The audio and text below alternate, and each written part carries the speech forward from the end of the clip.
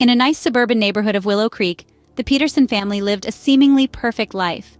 Their home was a charming two-story house with a white picket fence. It was the picture of suburban bliss you would see in a movie or show. Sarah and her young son Tommy were like any other family until the day Tommy began speaking about a mysterious figure.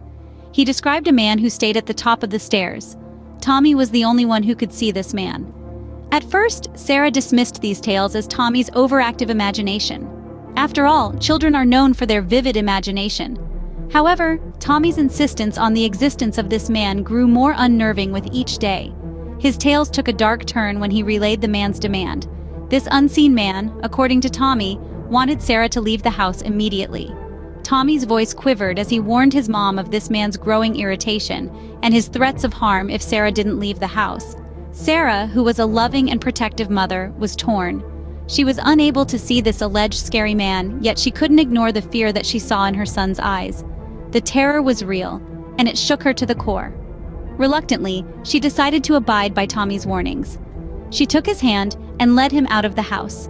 As they stepped onto the front porch, a chill ran down Sarah's spine. Not from the cool evening air, but the sight that met her eyes. The home they had just exited was now being covered in flames. The structure they once knew was engulfed in fire, leaving behind nothing but a sense of dread. Sarah started to panic when she began to realize the danger they escaped. The house stood as a menacing testament to the unseen threat. Sarah's motherly instinct drove her decision to re-enter the burning house. Her heart pounded in her chest. Stepping into the home, she was met with an eerie stillness. The furious flames that once raged outside seemed to recede, giving way to a chilling silence. The air was heavy, saturated with a sense of dread that gnawed at her courage. Each room she ventured into was a stark contrast to the inferno outside. The rooms were devoid of flames. In fact, they were brimming with an uncanny coldness. She got to the kitchen, a place once filled with warmth and laughter. Now it was just another empty room. She scanned the room, her senses on high alert, but found nothing. No sign of the mysterious man Tommy had spoken of, no hint of the danger that had driven them from their home.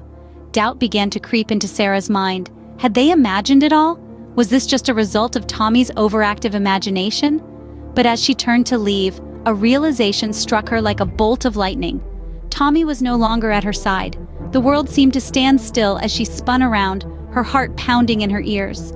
She hurried back into the living room, her breath hitching in her throat as her eyes fell on a sight that chilled her to the bone. There, suspended in midair, was Tommy, his body motionless as if held by an unseen force. The sight terrified her to the core. A mother's worst fear, seeing her child in danger, yet unable to reach him. Sarah's heart pounded in her chest. Sarah reached out, her fingers trembling to touch her son, but her hand passed through Tommy's spectral form, like a wisp of smoke dissipating in the wind. A cold shock swept through her, an icy shiver that seemed to seep into her very bones. Her breath hitched, her eyes wide with disbelief. The room around her was still, too still, as if time itself held its breath. The silence was deafening, broken only by the sound of Sarah's own heart hammering in her ears. Sarah's mind raced, her thoughts a whirlwind of fear and confusion. This was not just her son's imagination running wild. This was not just a child's fear of the dark. They were not alone in the house. The realization hit her. The unseen entity that Tommy had been speaking of was real. It was not just a figment of a child's imagination. It was here, in this very room, an unseen being casting a sinister shadow over their lives.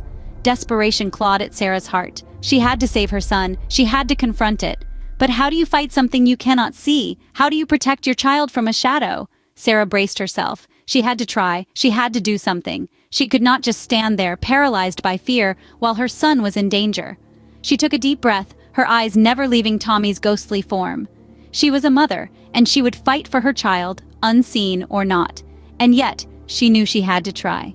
For Tommy, for their family, for their lives. She squares her shoulders, preparing for the confrontation. The entity, a malevolent force, seems to stir, sensing her determination. A chill sweeps through the room.